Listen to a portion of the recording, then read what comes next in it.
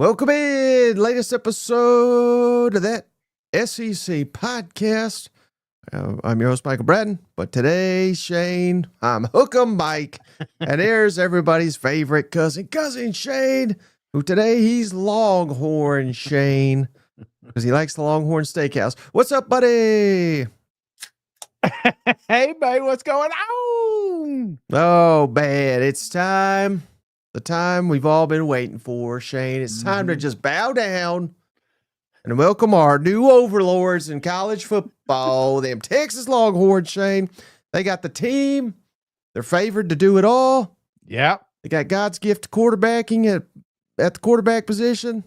This should be a fun one. They get it all, don't they? They even got the best barbecue down there. You know what I'm saying? I keep getting tagged in every barbecue. You mentioned Longhorn. It got me thinking about food, Mike, but you're right. Everybody has crowned these guys. They're saying 2025. I mean, if you were to poll most, I'm sure when we get down here at SEC Media Days, I would probably say Texas is going to be leading the ballots for who they think will be SEC champions this season. So why not talk about them, Mike? Oh, not only the favorite, Shane. I think it might be unanimous. I don't know that anybody else is going to get a vote. Yeah, well, I mean, Longhorn Shane, he's got a vote, right? Well, for the next couple of weeks, they haven't taken it away from us just yet. You know what? That's right. That's right. Still surprised we're credentialed. Looking forward to that, Mike. But more importantly, looking forward to a little Texas love today on that SEC podcast. Yeah, so it's already started, Shane. It's already started. They come in this damn conference. I thought they'd fall flat on their face. Dead wrong again. They went all the way to the SEC championship, went 13-3, made it to the college football playoff semifinals for the second year in a row, and lost to them cheating bastard Ohio State. If not for them cheaters, they stole a lot of Georgia players and Ole Miss best player. If they hadn't done that, Shane, I think it would have been a different story. But, aside from falling just short last year, I think it was a tremendous success coming into the SEC, throwing down that damn gauntlet.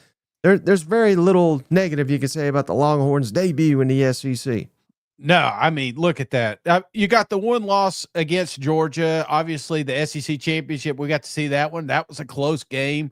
But, I think 2024, there were some people thinking that it could be the year, but people have had this season circled 2025 as being the best year for Texas. And hell, there's some people out here saying the best is yet to come. So, yeah, I don't know if we're quite dynasty level yet, but brother, they are starting already.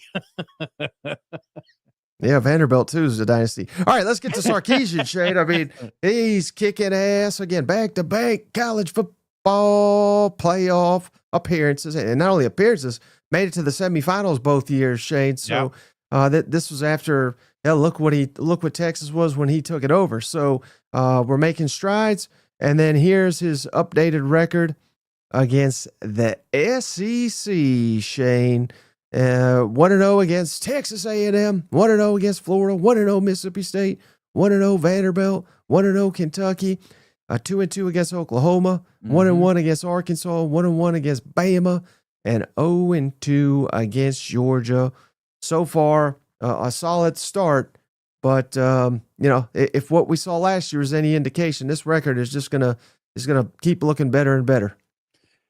Yeah, absolutely. And then, I mean, it won't be long. We'll be talking about Texas having the home field advantage because of all the victories they keep getting. But yeah, this is kind of, I'm looking at it. Sark, again, didn't have the great first 2 years. I felt like it was obviously a transition, but year 3, year 4, I'm talking playoffs the last 2 seasons. That's unheard of, man.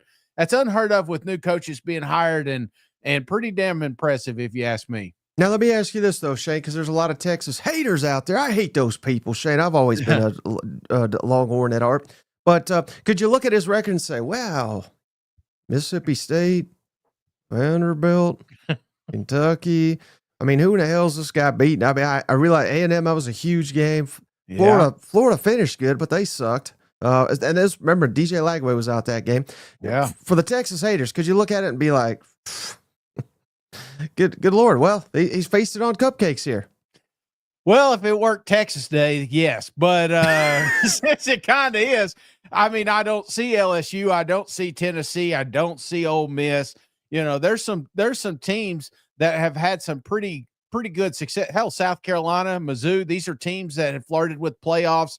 They're not on here. But, yeah, you know, I do see some A&Ms. I see a Bama. I see that's about, you know, Oklahoma, if you will. So, yeah, I guess if you were a negative Texas, you could definitely pick this apart. But man, these 1-0s, they speak volume. I mean, look at the Florida one, brother. That wasn't just a beating; that was a beat down.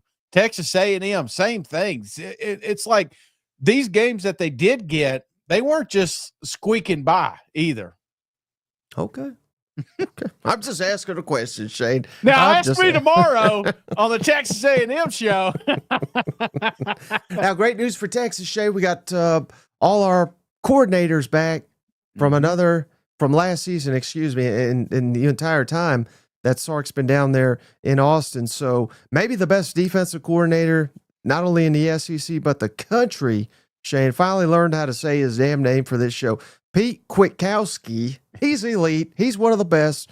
They stop the run better than damn near anybody in the country. Mm-hmm. And he's got a loaded unit we're going to talk about here in a minute. And they bring back special teams coordinator Jeff Banks, who you may know him, Shane, as the husband of the pole assassin.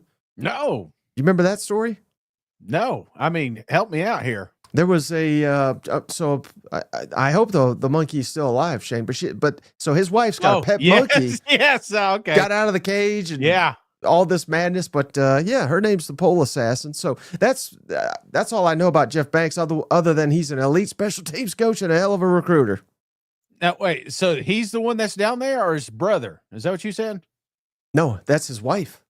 Okay. No, I know that, but I'm saying, so he is the special teams coach, correct? His wife is the pole assassin. Oh yeah. And he's been at Bama. He's been at A&M. He's been all over, and we need you need like a 5-minute quick video one day explaining that situation. Cause I briefly remember it, but it was kind of during a chaotic time. If I can recall. So I was just like, oh yeah, just one other crazy story going on.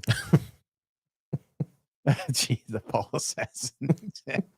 Did you ever think you'd be saying that on that SEC podcast? Oh, every opportunity I get, I say it. All right, let's get to the team, Shane. Returning production on the offensive side of the football for Texas, Shane. 38% of the offense is back. That's 11th in the SEC.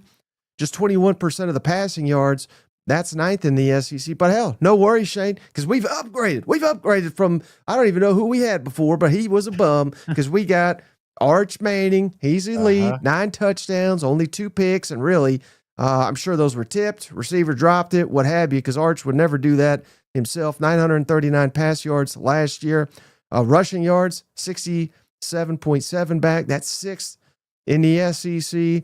Trey Wisner was awesome last year, Shane, over 1,000 yards. Jarrett Gibson's back. Arch Manning was actually 3rd leading rusher to return from this team last year. So he's very, very mobile. That's an underrated aspect of his game. Receiving, 28.9%. That's 13th in the SEC. But we loaded up on some transfers that we'll get to here in a second. And then offensive line snaps, 31.3%. That's 13th in the SEC. But we do bring back a returning starter in DJ Campbell.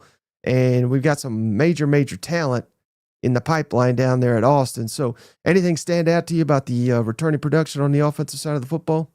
Just the best damn quarterback over there in the country. You know, I couldn't see past that green, Mike. I love the comments. They're like, Arch Manning's out here saving cats, curing homeless. I mean, he's doing all kinds of stuff. But that's the one, obviously, that kind of, when you talk about Texas offensive production, that's the name that keeps coming up. But obviously, I think the rushing, receiving, it's the weapons that he has around him. We're going to get to the portal here in a second. A little worried about the offensive line, because it's easy to just say, hey, plug and play. But that's my only concern, especially for Arch to have the season that Texas wants. Are we going to have that offensive line production like we've had in the past? All right, so let's flip it over to the defensive side of the football, Shane. 52.5% of the defense is back. That's ninth in the SEC. We ranked ninth in returning tackles, 55.7%. Tackles for loss, 33.5%. That's sixth in the SEC. Interceptions, 45.5%. That's 12th in the SEC. Passes defended, over 51%. That's 11th in the SEC. Defensive back snaps, over 62% back, which is 10th in the SEC. And then defensive line snaps returning, 37%, which is 12th in the SEC. Anything stand out on the defensive side of the football? Just a lot of turnover, man. You know what I'm saying? Well, that's what elite programs do, Shane. They get their guys to the NFL. My Lord, they had 12 picks to the draft. Texas doesn't rebuild. They reload, son. Yeah, I guess you hadn't heard yet. That's the only thing. I joke. Again, they're one of the highest ones as far as defensive units bringing back. I love the continuity of the coaching staff, but what does it look like when you don't have continuity on the defensive side? So that was one of their strongest suits last year. How does that bounce back this season? That's the one that stands out to me. Just the overall lack of returning production. Okay, well, we shored some of that up though with the transfer portal. Shane, we did a good job in the portal. 11 guys we brought in, 16 transferred out. They couldn't play here anyway, Shay. So what we did, we bring in so many elite players like Cal's outstanding tight end Jack Andrees. He had 56 catches, 623 yards last year and a pair of touchdowns. Bringing in the defensive lineman, Merid Watson, Shane. All he did was freshman All-American up there at Syracuse. Everybody in the damn SEC wanted this guy. We brought in Emmett Mosley from Stanford. He had 48 catches, 525 yards, 6 touchdowns. We got Arkansas's best linebacker, Brad Spence, and said, hell, come be a backup in Austin. He said, yeah, come on down. Yes, sir. Mason Shipley, we shored up the kicking game with a Lou Groza Award semifinalist, bringing in some other defensive linemen.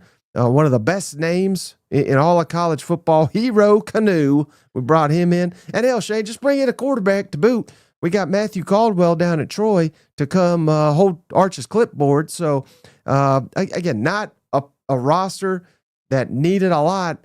We just needed to shore up some holes, add some depth, and that's what we do down here in Austin.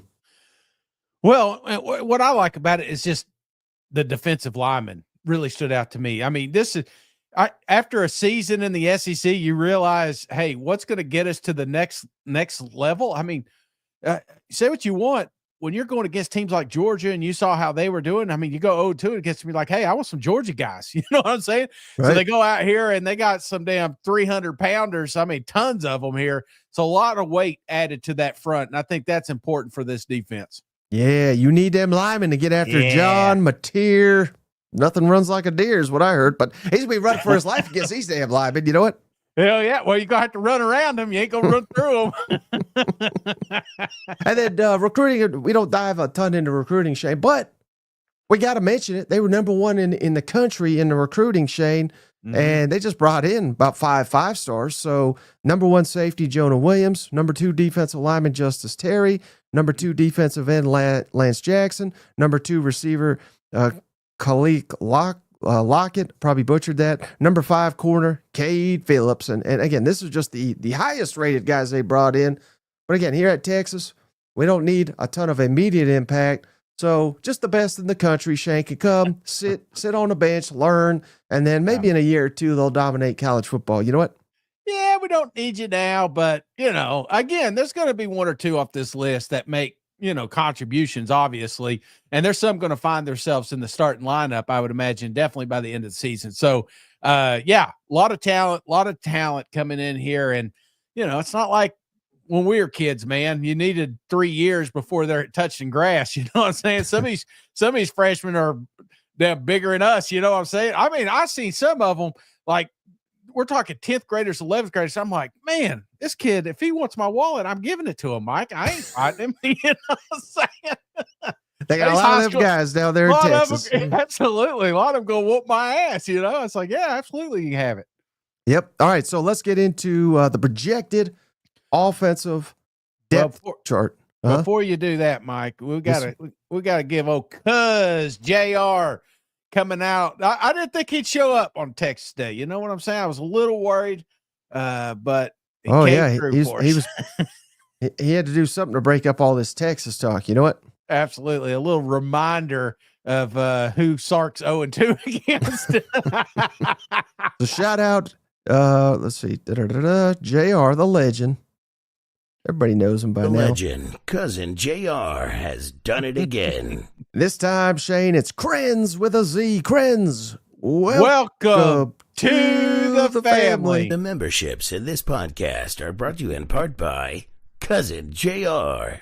So he's done it again, Shane. We appreciate you, JR. Thank you, remember, next Tuesday, can't keep track of my days here, Shane. We're doing Georgia for cousin JR. So we appreciate you, buddy. Yeah, hopefully we can see him down there at media days. I don't know if he's going to be down that way, but it'd be nice to grab a bite to eat with old Cuz. I'd rather talk to him and damn Kirby. Hell yeah. I mean, Kirby would be kind of fun too, but give me JR anytime, all the time. Unless he's got Kirby's haircut. All right, let's get into the Texas offensive depth chart, projected depth chart here, Shane. And I'm going to rank the position groups again. This is complete opposite of Ole Miss we did yesterday. What do you notice here? And I've tried to update this a little bit so you can see the transfers a little bit better. But hell, there hardly are, Eddie. You know what I mean? So a receiver and a tight end project to be starters, but the rest, I mean, this is homegrown talent.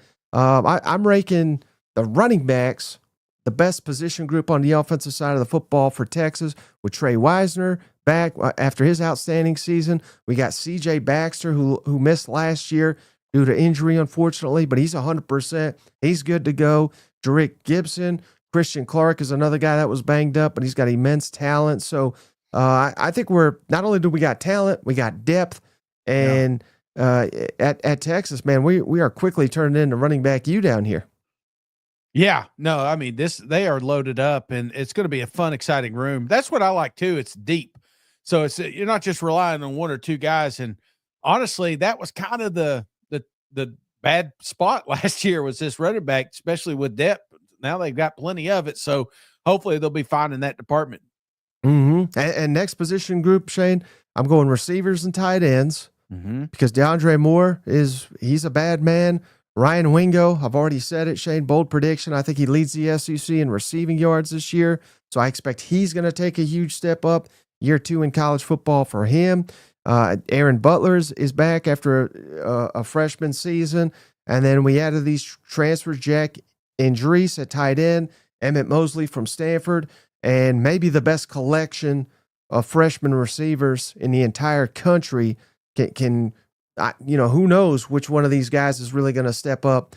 But I think, bringing in 4 or 5 elite freshmen, I think that's a way you're going to get at least 1 or 2 of those guys to hit. Yeah, absolutely, man. And that's, again, that we joked about it, but this is one of those programs that have the luxury of having guys hit every single season right now, that they have built quite a pipeline, not just through the transfer portal, but the recruiting class. So every year we're going to be talking about the next grade up, Right. So, and then next I got quarterbacks. It's hard to quantify it, Shane, because we don't know if Arch Manning's going to win 2 Heismans this year. Is he going to win 3 Heismans this year? But again, I don't know what they got behind him either. But give me Arch Manning and basically him alone. We got the transfer Matthew Caldwell. We got Trey Owens from last year, and we got a freshman, Carl Lacey, I think is how you say his name. So give me quarterbacks next. Yeah, I'm right there with you. I mean, I probably would have put Arch first just because it's Arch Manning, but yeah, I guess we'd go running backs, then eventually get down to the greatest quarterback to ever suit up in the Texas uniform. And then offensive line, again, that was the strength of the team. DJ Campbell's awesome. He started 16 games last year, but a lot of talent here, but a lot of inexperience as well. This may be the biggest question mark on the entire football team is the offensive line and how quickly they can get up to speed. But let me ask you, Mike, on the offensive line side, and again, I know we've got some new faces, new names. How are you even worried? Are you worried about this offensive line at all? I mean, I'm looking at the depth at all the positions, but people are quick, and not hell, I did it too, just pointing out how this offensive line could struggle. But do you worry at all about this offensive line? Oh yeah. Hold on. Mike just left. You can't see behind the scenes, but he is gone. All this Texas talk made him sick, I guess. But let's see here. Yeah, when you got a first-year starting quarterback, I think that's a huge issue, Shane. I mean, how could it not be? And again, I'm not saying they won't make the playoff. I'm not saying they won't be competitive in every ball game. But when you're the favorite to win the damn national championship, and you're sitting here and I can't remember if it was 12th or 13th in returning offensive line snaps, and you lose 4 starting offensive linemen, no one's going to give a shit if you go 15-1, but the one is a loss because your offensive line can't hold up. Yeah, it's going to be we just wasted $40 million. Yeah, don't you think? Yeah, no, I totally agree. I just getting your side of it. I feel like that's going to be the Achilles heel of this offense. Let me ask you, if Texas, we'll get to defense here in a second, but if Texas were to not make it to a college football playoff, it's because of what position group on the offense? Arch, I would say. Yeah. If he's not good. But I have little doubt. I have little doubt that he's going to be like a liability. I got you. But if he's a liability, then the whole thing crumbles. Yeah. Okay. You heard it here first. Mike hates Arch Manning. And I see someone in the comments. I mean, let's play devil's advocate here. Paul, he says a left tackle, 4 years. I think he's trying to say he's been in college for 4 years. Right. The left guard 4 years, but again, he played 81 snaps last year. The right tackle, he says 2 years, 65. I mean, this is again, they're number one in the damn country, and we're sitting here, we're trying to find a weakness. Yeah, and I'm not even saying it's a weakness. We're just saying it's a question mark. Mm-hmm. I don't know. You look at the past national champions, Shane, Ohio State, Michigan, and of course we know a lot better Georgia. Mm-hmm. But the 2 years prior, Stetson Bennett and Jim Harbaugh and Ohio State's idiot coach, they get the respect, but they win it because they're elite in the trenches. Yes, particularly Georgia. I mean, hell, just look at the damn NFL now is full of Georgia. Yeah. Linemen. You know what I mean? So if it's a weakness, and again, I'm not saying they're going to be like the worst offensive line, but if they're like the 6th best offensive line in the country, they may not win it all.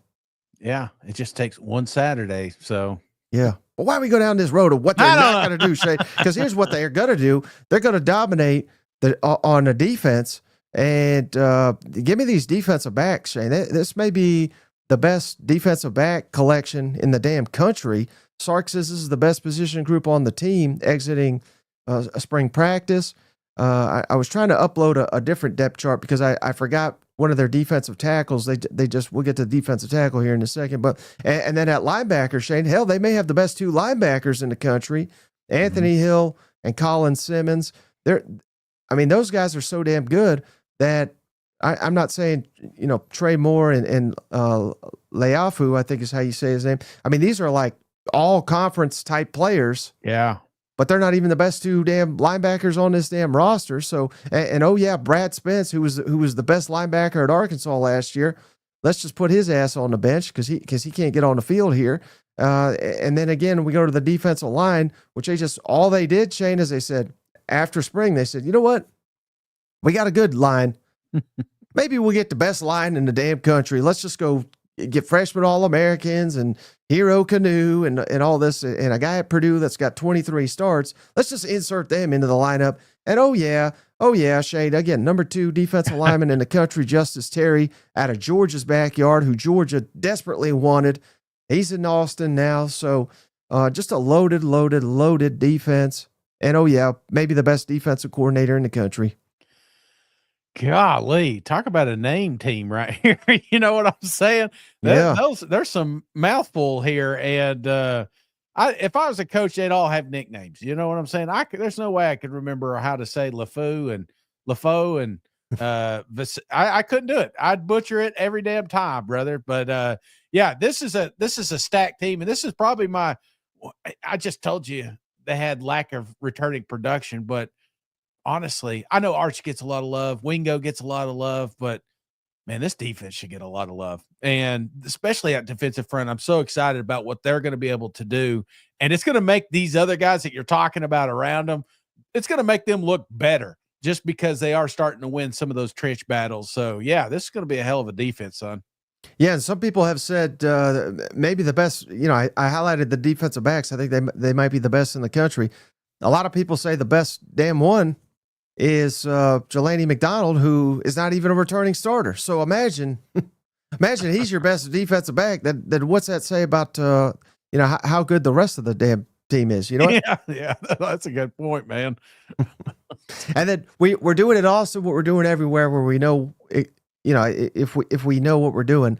We're bringing in transfer kicker because again we're not having mistakes. We're not having a freshman cost us a national championship. So we're bringing in Mason Shipley from Texas State. He's just 31 or 35 for his career. And then a punter from, I believe from Utah, Jack. Here's another name for you, Shane. Bo Meister, I think is how you say that. So we're shoring up special teams with a couple transfers, a couple pros to come in here and dominate with the pole assassin's husband. Yeah, the cousins are helping me out here. I'm going to need them. I'm going to be leaning hard on these guys and pronouncing these names throughout the season. So I appreciate you. All right. So biggest question, Shane, fall camp questions. Every one of these with like a big name quarterback, first time I say, hey, are they ready for the SEC? I'm not even going to utter that with Arch Manning because, all jokes aside, with the family he's had, with the upbringing, how they've handled his recruitment, there's been no drama. The only drama I've heard with Arch Manning, Shane, is he lost his student ID once or two times. You know what I mean? Like, God forbid, I believe Shane did that at Tennessee twice, and he was only up there for about 2 weeks. So, that happens to everybody. There's no drama with this kid. I don't think there could literally be a more prepared quarterback that has only started 2 games than Arch Manning. So, I don't even know why I'm bringing him up with the questions, just to say I have no question that he is ready for this, for the position he's about to be in. All 16 quarterbacks that are in this conference, Mike, is there any quarterback that has more pressure than Arch Manning coming into this season?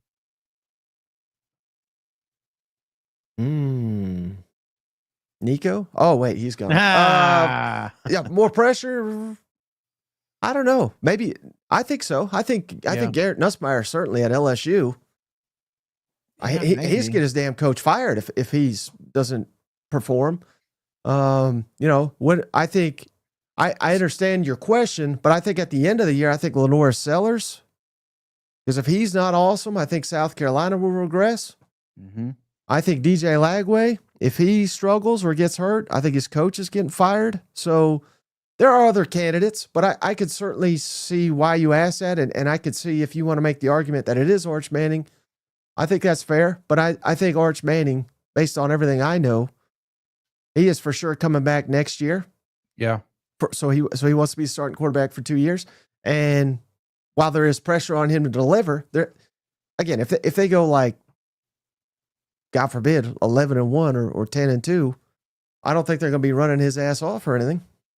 No, I feel like the expectations are really high, and it's so easy to overlook because he's a Manning and he's been living in the spotlight. Hell, I think we even brought up a highlight video when he was in high school. We rarely do that. I think that was middle school. No. Yeah, it may have been middle school. I don't know. We knew this kid was coming for a long time, and we kind of put it aside. And yes, DJ Lagway and Lenore Sellers, those are important, but they would like to make the playoffs. They would like to win a national championship. I feel like Arch Manning is expected to take this team to a playoff and expected to, maybe not this year, but shit, I guarantee if you ask anybody, ask these cousins over here, they think this is a good shot to win another national title down there.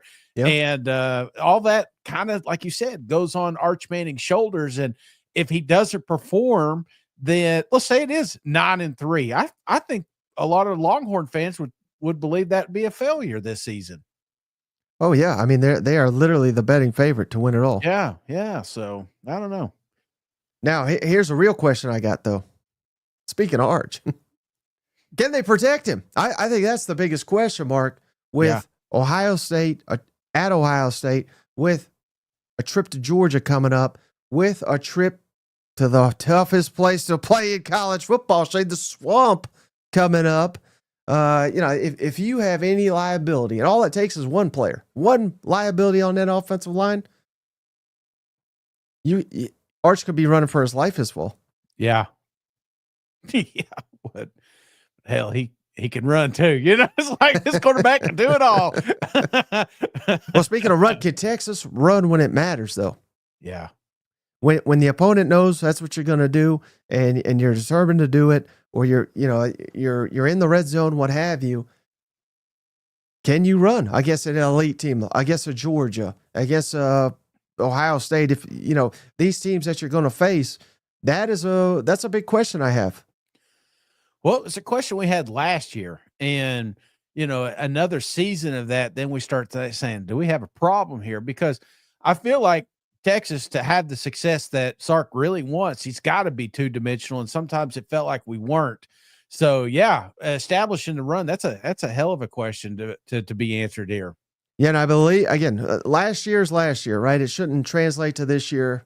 And I'm not putting last year's failures on this year's team, but in the 3 losses, now in fairness, it was Georgia, twice to Georgia and once to Ohio State. Texas averaged 1.4 yards per carry. Yeah. That is, that's abysmal. You know what I mean? So you got to, again, I'm highlighting those games. I'm not highlighting Vanderbilt, Mississippi State. I'm highlighting the key games. So those are the biggest questions. And then on defense, just, are they elite on a defensive line? Because that's the same deal. Who you're chasing, Shane? You're chasing Georgia. You're chasing Ohio State. They were elite on the defensive line. You were right there. But I think even the biggest Longhorn out there will say, yeah, Ohio State and Georgia, they had better defensive fronts than us. And that's why we went in the portal. That's why we got these guys. That's why we got this elite freshman coming in, so that we can surpass them.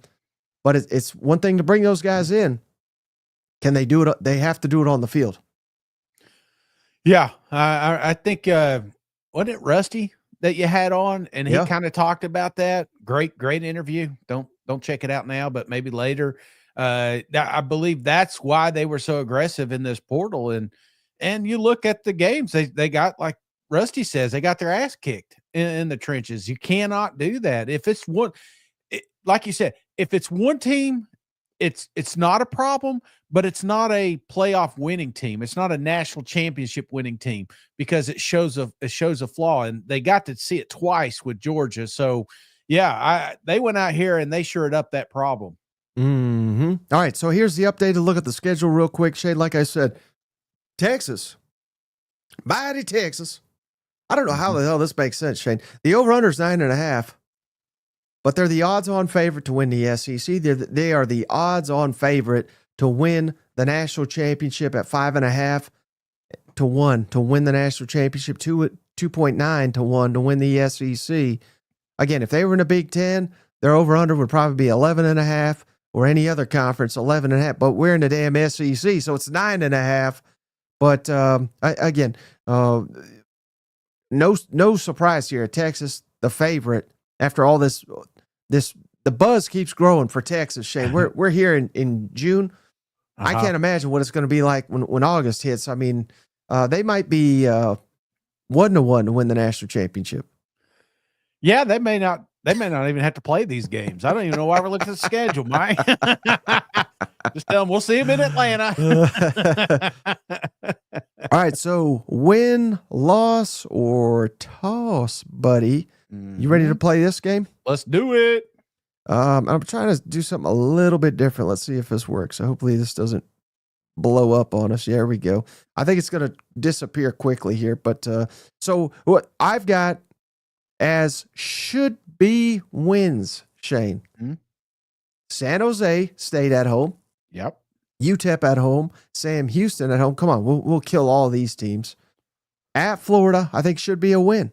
Yeah. I think Oklahoma on a neutral field. Yeah. You know, crazy things, rivalry, but I think if you're a Texas fan, you expect to win that game.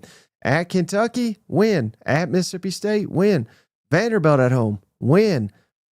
Arkansas at home, win. A&M, come on, 8-4, come on. That's a win. So I got 10 games as of today on paper, basically no question, should be wins for Texas. Am I crazy? Not crazy at all, Mike. I think that's fantastic. And then I don't have a single game should be a loss. Mm-hmm. I have at Ohio State and at Georgia as toss-ups. And if either one of those was in Austin, I may have it as a win too. Oh, yeah. I mean, damn, that's a good point. I'm right there with you. I don't think where it's at would matter as much to me. If it were in Athens or if it were at home, I still probably would have that as a toss, Georgia and Ohio State. Okay. So let's, man, you just got no respect for DKR. It's deplorable, Shane. It really is. Who? Their home field, DKR. Got no respect for it. You said it wouldn't be a should be win if it was a home game. No, I mean, I can't believe you. On the damn Texas preview show. Come on. All right, we'll put it there. If I had a bottle, I'd be throwing it at you right now, Shane. One of the cousins said, well, you know, to be fair, I've never watched a game there. So I can't honestly say home field advantage doesn't exist down there. So maybe I should go down there and watch a game. Hey, well, we got invited to the box, remember? I don't know if we still are invited, but yeah. Yeah, let's do it, man. All right, so let's run down the schedule, Shane. Week 1 at Ohio State. And we do these best case scenario, optimistically, you know, maybe a little bit of a homer glasses here, but I'm trying to be realistic too. I don't want to just go 12-0 on every damn schedule, but maybe this one you could. Hell, they're the favorites to win the whole damn thing.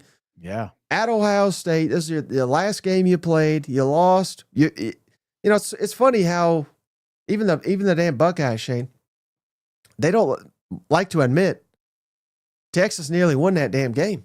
Yeah. They just look at the final score. There was the insane play, the scoop and score, and yeah, it was a 2-touchdown game. But had that not happened, had the right tackle not got whooped, maybe Quinn Ewers makes a play and we win that damn game. I mean, it was that close. Mm-hmm. And Ohio State's lost a hell of a lot, Shane. A hell of a lot. And all I hear is chirping from them damn acorns, whatever the hell they are. They're breaking in some new pieces too. So we can sit here and say, well, Ohio State, or excuse me, Texas got the new offensive line, 12 players. You just got drafted to the NFL. Well, Ohio State had some guys drafted too, Shane. Yeah. Including their quarterback and all their running backs and a lot of defense. So I'm not guaranteeing Texas goes up there and whoops their ass. But I'm guaranteeing it. Come on, Shane, we're going up there for the SEC. We're beating the defending champs. And already Texas is favored to win it all. Those odds will just get better when they go up there and whoop Ohio State's ass. You do worry about week 1 matchups like this. And I think we always do this. A few years ago, you remember it was Georgia and Oregon, and we're like, well, I don't know, you know, they're breaking in so many new pieces down here. And right. Then they just went up there and whooped some ass. And I'll tell you right now, like you said, Ohio State's got plenty of talent, brother. I'm not knocking it, brother. I got to see what they can do up there. They've got talent. They're paying for that talent. They'll always have talent. But I do think week 1 is important to have it now because these two teams are going to be almost identical. And when you have an identical matchup, I lean toward coaching. And let's just face it, Sark's 10 times better than what we got up there in Ohio State. So I think we've got us another victory here. And this is kind of the launching pad. Arch doesn't need it, but then we start talking about that Heisman race. This is the one. This is the marquee game that they're going to keep going back. This is also important when we get to the end of the season, we're talking college football playoffs. You may not root for Texas, but when they're trying to, sneak in Indiana because they kept it close with Ohio State, well, we can turn around and say, well, Texas, they beat them by 3 scores. So that's kind of what I'm hoping happens here. Hey, screw Ohio State. We got one Ohio State guy, and I haven't seen him here in 3 weeks. So let's bring his ass back and tell him how shitty that conference is. Come on, Pavia. You and me. I didn't like the Tennessee thing, but I did like the Big Ten comments. Yeah. All right. Now, if this game was played on Sunday, maybe a different story. Yeah. Remember all that? Yeah. Thank God they snuck this in early. We're not going to waste any time. I mean, San Jose State, that's a pick your damn score, right? Yeah. Yes. Yes, absolutely. And UTEP too. I mean, come on, get the hell out of here. And Sam Houston, I don't even know what division. I think that's Division 1 these days, but I couldn't tell you. So if and again, I think it's more of a toss up. I don't think it's a 40-point win or whatever you said. I think it's a toss up. But if we win week 1, we're cruising to 4-0, no doubt, right? Yeah, 4-0, absolutely, great start. Now the 5th game, that's going to be tricky. In the swamp, we'll see how good Florida is. Florida will have already played LSU on the road. They'll have already played Miami on the road. So in that aspect, I think this game, schedule-wise, helps Texas. But again, and the fact that you already went to Ohio State, it's going to be rowdy up there. They play at like 10 a.m. though, so it's not going to be quite as rowdy as the swamp in the middle of the night, like they like to do. But I think this will be the toughest environment that Texas will have faced. That includes Ohio State up to this point. I love the Gators, Shane. I think they're, speaking of God's gift to football, it might be the Gators, but I don't think even they have enough to beat Texas. So I'm talking like a 3-point win here. I think this is a really close ball game, but I'm giving that edge to Texas. Yeah, thank God they had a bye week before this juggernaut, right? No, this wasn't close last year, so it's going to be close this year. This is going to be a beatdown, and maybe the start to the downfall of Billy Napier, which kind of already going. But this is one that I feel like Florida wants, but Texas is going to get. So give me a victory here down in Gainesville. But couldn't you also argue that the motivation will be with Florida? Again, this is how you make your program, right? You beat a Texas, and all of a sudden Napier can say, "Well, we got something cooking." And the 2 spots that we're most concerned, which again is very little, but the 2 spots we're concerned with Texas, offensive line and defensive line. Mm-hmm. That's where Florida's going to be the toughest this year, offensive and defensive line. So I'm just saying, Shane, I don't think, I know you hate the Gators, all this, but I just don't think it's going to be a cakewalk. I think this really is going to be one of their tougher, maybe the toughest game they face this year. Well, it just, I can see what you're saying, but which is more likely, Texas to be undefeated at this game or Florida? And I'm going to lean Texas, even not optimistic. I'm not, forget the right. What we're doing here. I'm just saying, realistically, which team is more likely to be undefeated at this moment? You and I both agree it's Texas, right? Yeah. So if that loss was to LSU, or if there was God forbid, another Miami loss, I just feel like the wind will be out of this sail. What's working for Florida Gators right now is the momentum that they have and building off of the last season. If DJ comes out and underperforms, then all of a sudden blood is in the water. And I'm not talking about that New Jersey team that they play. I'm talking about Texas sees it. They see a weakness and they are going to destroy them. So the best thing that can happen for Florida Gators is to win those 4 games and come into this matchup. If that were to happen, Mike, I do think it's close. I'm not going to lie, because the swamp could be jumping at that point, but this is a Texas show, so I'm giving them the Texas love. So give me a victory here. I'm laughing though, because I think I finally cracked the code on where you're at with Florida. Yeah. You just see it as a massive house of cards. As soon as the wind blows, that some bitch is falling over. I got it. Okay, that makes You sense. remember that game where it's pushing the quarters and you're like, if I could just land a quarter right there, this thing is gone. I feel like that's what the Florida Gators are. Yep. All right. So Texas at this point in time, undefeated, headed into arguably the best rivalry in all of sports, Shane, the Red River Shootout. You know how I love Oklahoma. I think it's going to be a playoff contending type team. John Mateer, speaking of God's gift of football, I mean, this may be the two best quarterbacks in the damn country coming to Dallas for this game. But and hell, Texas will be favored. I don't have any doubt in my mind. Mm-hmm. Texas is going to be favored in this football game, probably by a touchdown or maybe a little bit more. But they always say, Shane, you don't want to be favored in this game. So I hate to do it. Upset City. Texas winning it. Upset Oklahoma fans. Get them damn bastards out of here. Texas marching on to 6-0 to start the season. Yeah, and I will say this, Mike. It's kind of unfair just how it was played last year. People are, again, we want to make this be one of the marquee rivalry games that we watch, and it will be. I promise you. But outside of Texas and Oklahoma and maybe some A&M, this game's not as appreciated as it will be. Last year was embarrassing, but this year it could be really good, brother. And we're told there's a chance, outside chance, there's a chance that both the teams are undefeated during this. And now if that happens, brother, we're drinking wax beers, eating corn dogs, and watching the damn things ourselves, brother, because this is going to be a showdown that Texas will win again. So give me Texas with a victory. Yeah, and House of Cards. We were just joking about that. I think Oklahoma is more of that than Florida, just because I don't know how good Venables is as a head coach. I respect him as a coordinator. Yeah, but it's just to me, everybody last year. Well, this excuse, that excuse, this. I mean, we can all make damn excuses. Mm-hmm. He's in fucking charge of it, and he's got 2 6-win seasons in 3 years. It's not great. Now Kentucky, I mean, that's basically like saying San Jose. I mean, come on. I don't care where that game's played. Texas going up there, and unless they pull some damn miracle like they did against Ole Miss, and I don't think there's a shot in hell they do it. I think Texas may beat this team by 24 to 28 points.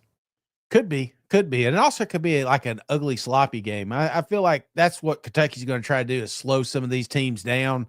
And, not saying that it happens, but it could be like the Mississippi State of last year where they're just kind of like, we're winning, but it's just frustrating to watch. So I feel like that could happen up there, but still give me Texas. Yeah. And then speaking of Mississippi State, so they're next on the schedule. And keep in mind, this whole month or so, these 4 games all away from Austin. So that's interesting. That's literally the only interesting I can find here, Shay, because they're going to whoop Mississippi State's ass. Again, they're in the middle of a rebuild. They could be fun on offense. Yeah. But even against this defense, I mean, it was fun last year. But more competitive, closer than I thought. That was due largely to Texas mistakes. I don't think they'll be making those mistakes with them cowbells. They're going to want to play well so they can quiet the cowbells. You know it's not a mistake, Mike? Having Lewis, Hookem, Segovia in our family. Come on, cousin Shay, cousin Mike, you know the deal. Hookem horns. So thank you, cuz, for the donation. Yeah, thank you so much. I probably butchered the last name just like I have every other Texas player down there, but I do appreciate you, cuz. Hookem horns. Yeah, appreciate you, buddy. Okay. He bought us a couple wax beers, didn't he? Mm-hmm. But you agree, right? Mississippi State getting their ass whooped? Oh, yeah. I can't believe we're still talking about that team. Next, we got the mouth of the South, I guess is what we should start calling him, Shay. Diego Pavia. Oh, buddy. Coming to town. Again, this will be the first home game in over a month here. Again, Vanderbilt, nice story. I really do think this could be a close game, just the way it closer, I guess is really how I should say it. Just their style of play. They chew up the clock. They eat possessions. But there's no doubt in my mind Texas winning by 2 touchdowns or more. No, I mean, it's fun listening to Pavia get out here and do that. I mean, honestly, we were not talking about Vanderbilt for years, and now we are. So I can't complain that the quarterback's coming out here and making headlines. This is awesome. This is awesome for the program. But one team he really didn't mention in all his rambling was the Texas Longhorns. That one he didn't want to give them any more ammunition, and reason is Texas is going to win that game big. So, yeah, I like Longhorns there as well. Yeah, well, yeah, he was just speaking of the teams he thought he had his chance against. You know what? Yeah, that's exactly right. Let's see, South Carolina. Yeah, South Carolina, we got them. All right, so now the big game, arguably the biggest game in college football next season, Shane. Yeah. Texas goes to Georgia, Ooh, yeah. who got us twice last year, but we're talking some competitive games that went into the fourth quarter. Hell, one went to overtime. Georgia hosting. I still anticipate, it's hard to obviously know what the records will be or anything like that. I think Georgia will be a slight favorite, but just due to the home field advantage, they are elite on that field. Haven't lost since 2019 at home. So this is a daunting task. But if I'm Texas, I'm looking at this like, hell, if we could beat Georgia in Athens, we can literally beat anybody in the country, anywhere, and we are the pick. We currently are the pick, but nobody will be doubting that we're the team to beat in the country. Mm-hmm. That's a lot of words, Shane, to say. Them dogs is hell, Shane, especially in Athens. Oh, buddy. I'm giving that one to Georgia. I think until we actually see it, I think we got to admit Georgia's got our number. Jeez Louise. It's crazy. 2019. I mean, there are second graders walking around. It's never like, what I'm saying? Like they're already writing sentences and shit and still haven't, they've never seen a loss down there in Athens. And yes, I think you say some very nice words about them Georgia Bulldogs, but the reason that Sark went out here and got his $40 million team, he built it to beat one team, and that's the Georgia Bulldogs. And I think they've done it. They've got enough big body. This thing's going to come down to quarterbacks, and which one do I have faith in, Mike?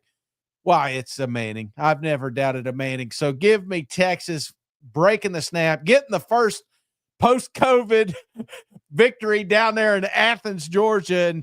And on that note, because I want to listen, JR donated $5. He says, if Texas beats Georgia, I'll drop 50 gifted to the next show after the game.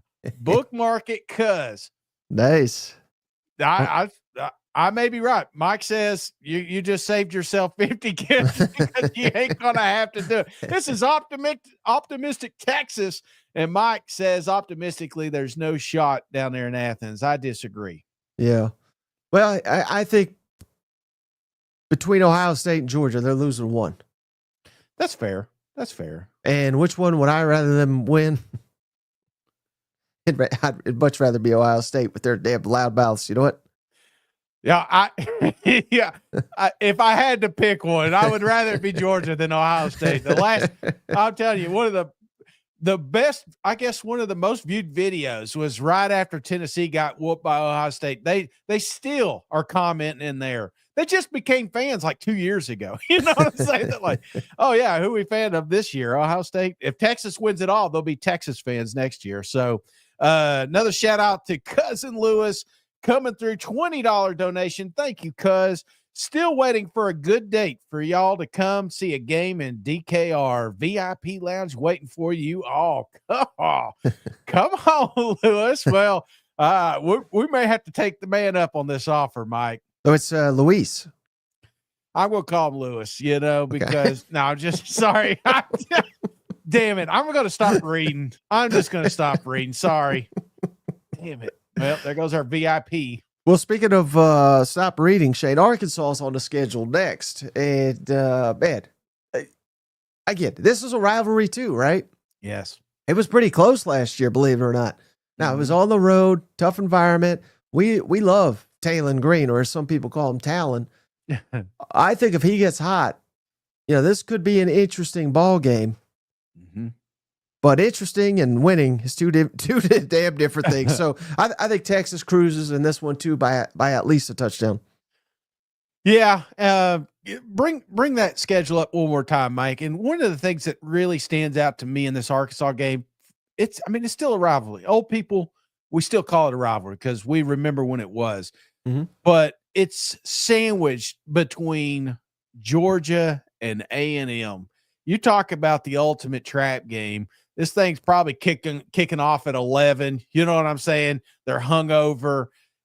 This is a sneaky football game because I do like Talon Green. I do think that he is legit, and I believe if he catches fire and he's playing out of his damn mind, he's one of the best quarterbacks in the country. So you can't sleep on this team right here. Sam's bunch will be fighting for their lives at this moment.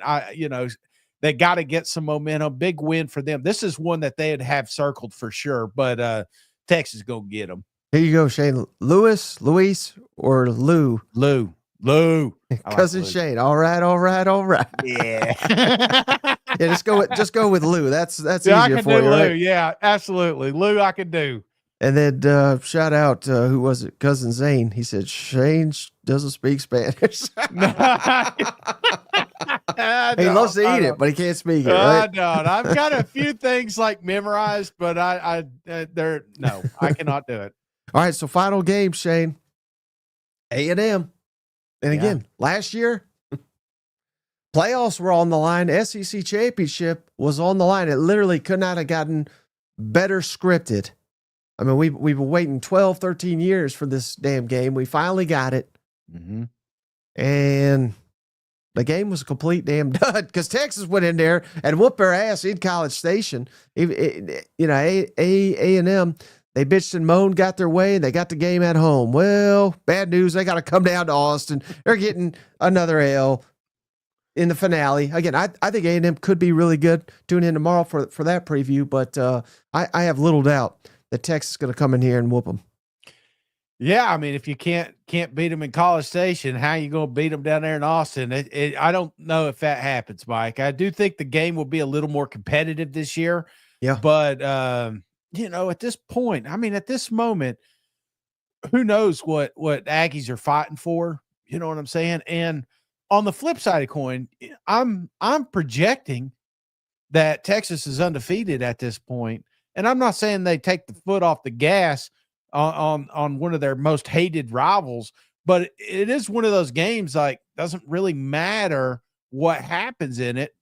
This could be one of those situations where they're going to get into the playoffs regardless. So what does that look like, Mike? I don't think that happens. I feel like Texas beats them, but this could be a close game. This could be a really close football game, man, because if there are some players that are banged up that probably would play for a playoff spot, they ain't going to be playing in this game if they don't need them. Now, I don't think he meant it this way, Cousins, but that's literally the most disrespectful thing that Shane could possibly have said. It was like, maybe A&M can compete if Texas got to sit some guys due to, they're already resting for the playoff, but again, literally doesn't get more disrespectful, but you might be 100% right. I'm all in. I'm optimistic right now. Hey, Cousin Lou says they got the burrito tacos waiting for you. Now, you want good tacos. There's nowhere better than Austin, literally. And then Cousin Paul says, I wonder if Shane knows this. And do you know this one, Shane, in Espanol? Donde este el baño? You may be saying something bad there. No, because I know what it says. Do you have any idea what that is? No. How do you know what that is? I speak a little Spanish. Donde está el baño? What does that mean? Where's the bathroom? No habla español. I do know one. I'll say calor. It is hot. Give me the AC. All right, Shade. So you got Texas optimistically going undefeated. I got them 11-1.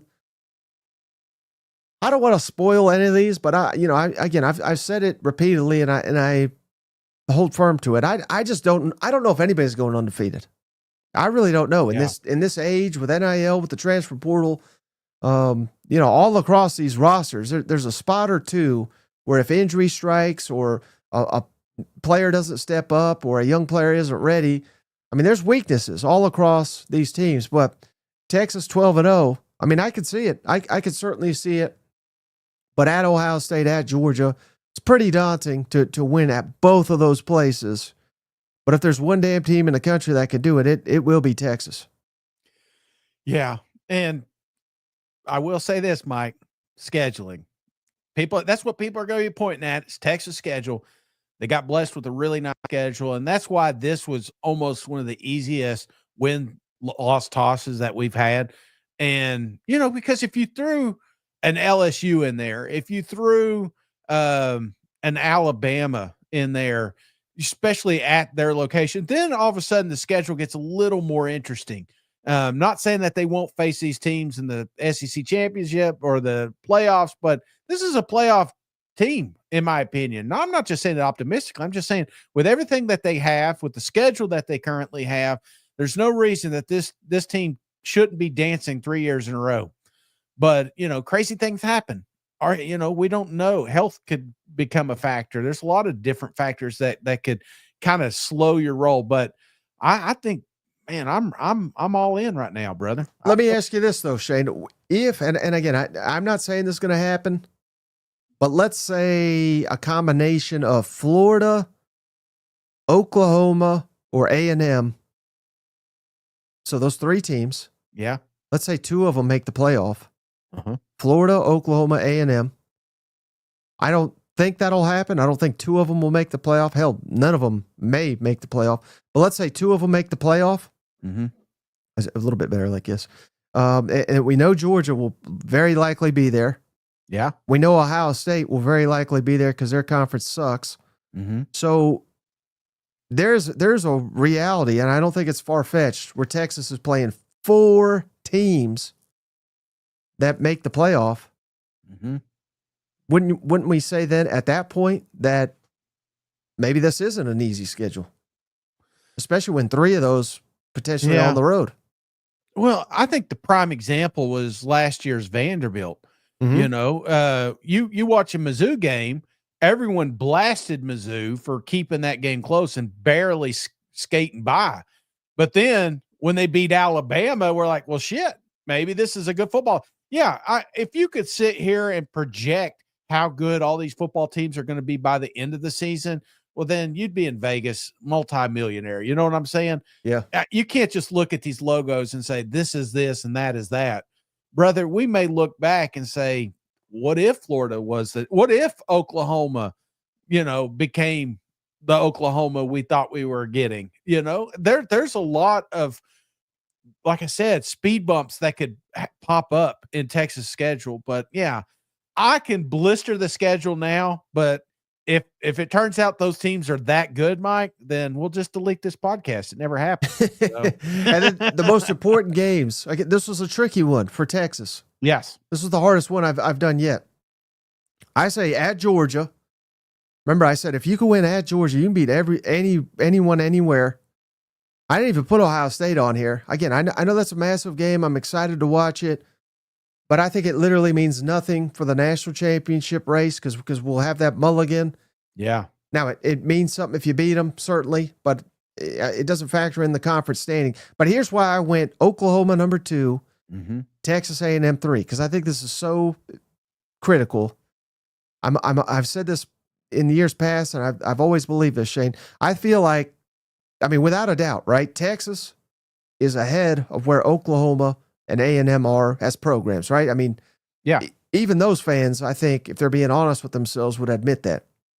Yes. But in college football, that can flip in a damn hurry. Mm-hmm. So again, if A&M beats Texas next year, it doesn't automatically mean A&M's a better program, but it means Texas has lost that lead. Yes. Same thing with Oklahoma. If Oklahoma beats you, hell, Brent Venables beats you 2 out of 3. So again, that doesn't automatically mean Oklahoma's going to win the national championship. They're miles ahead of Texas. But right now, your 2 rivals, you are ahead of them.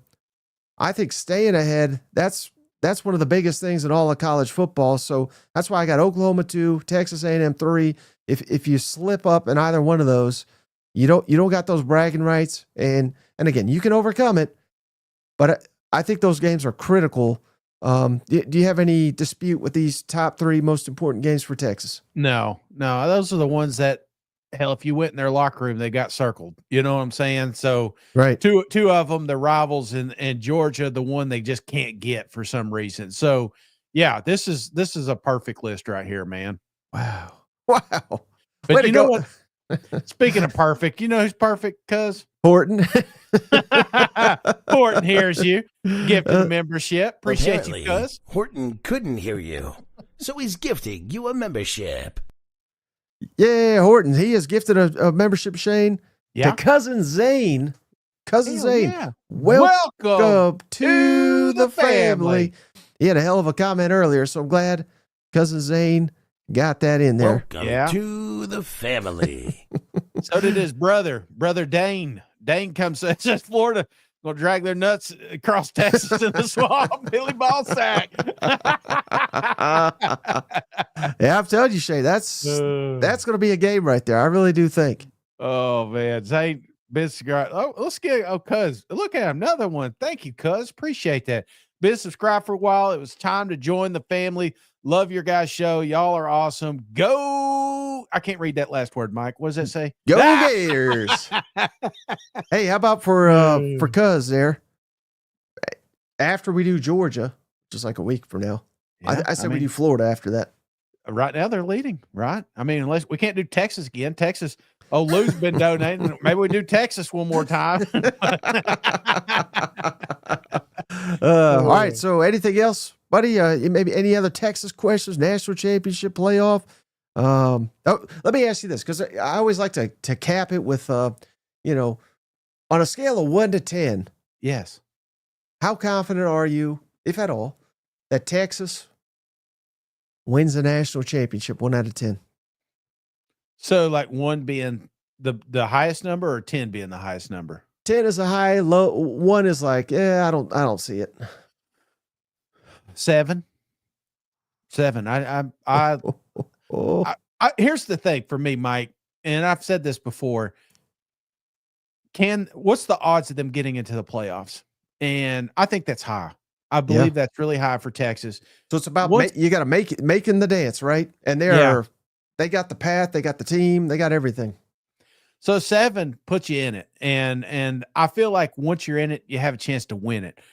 Crazy things happen. We've seen some wild playoff games up to this point, and I'm not expecting anything different moving forward. So I'm kind of right there at that 7 spot, 7.5 if I were to be a little bit more.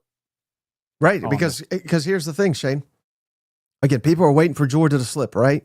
Yes. But they could still be, let's say they're like the third best team or fourth best team in the country. Yeah. They could still lose to Texas. They could lose to Bama, who owns them.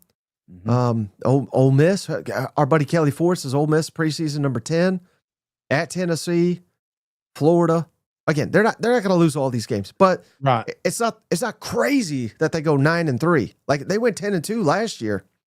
Alabama, I know I was just kind of hyping them up, but it wouldn't be crazy if they did it last year. They shot themselves in the foot and they fell short. LSU, again, I know you love them, but it wouldn't be crazy if they slipped. And I'm not saying 6-6. I'm saying 9-3. You know what I mean? Like all these teams that we perceive as the elite in the SEC, I think is most realistic that Texas is the one that has the most wiggle room, so to speak, if that makes sense. Yeah, no, I'm right there with you, man. And if they get the only downside though is if they do get to the playoffs for the 3rd year in a row but don't capitalize, then are we calling them the Bills? You know, I mean, you know what I'm saying? Like at some point, can you win the big? We talk about Lane like this all the time. Until last year, he wasn't able to get over Georgia. But you know, you talk about dream jobs. If you were being honest with yourself, there's like a handful of teams that if they came calling, you would jump through a hoop. Like that's the team you want to be with. And Texas is toward the top, if not the top, just because of all the resources they have and just the ability to play. But you know, Sark has that, and if you keep making the dance but not winning the dance, I do think there would be a moment when you're saying, and it sounds stupid, it sounds crazy, but then people start second guessing if this is our guy. And I'm not saying Sark, don't get me wrong. I'm not saying Sark is on the hot seat, but damn, I'm a Tennessee fan and I love Philip Fulmer. And then all of a sudden, Philip stopped winning 10 games. And as soon as he stopped winning 10 games, I was like, I'm ready to get his ass out of here. You know what I'm saying? But then we could win 6 games. You didn't realize how good you have it. It's just when you get so used to a certain thing, you just want to be a championship contender. So I'm just, I tell you exactly how, because this is how Texas would handle it. yeah. And they'd be just fine, right? We'd make a phone call. If Sark can't get it done. Yeah. Come on, Nick. Nick Saban to Austin. We finally get him, and he. Now it's a dynasty. Now I'm buying the dynasty talk. That's how they'd fix it. You know what? Here's the guy, the only guy to go to 2 playoffs in a row. We're like, well, what if he's not the guy? All right, so I think that's the place to cut it. Shane, we're getting pretty wild here, but yeah. So we'll be back tomorrow. Texas A&M fall camp preview series marches on. Anything else, buddy? Before we hop off. No, that's it, cuz that is it. All right. So we appreciate each and every one of you. We'll catch you same time tomorrow. All right. See you guys. Hook 'em. Hey, buddy. This beer's for you, Mike, and Cousin Shane. That SEC podcast loves the Pirate, and the Pirate loves that SEC podcast. Hail State.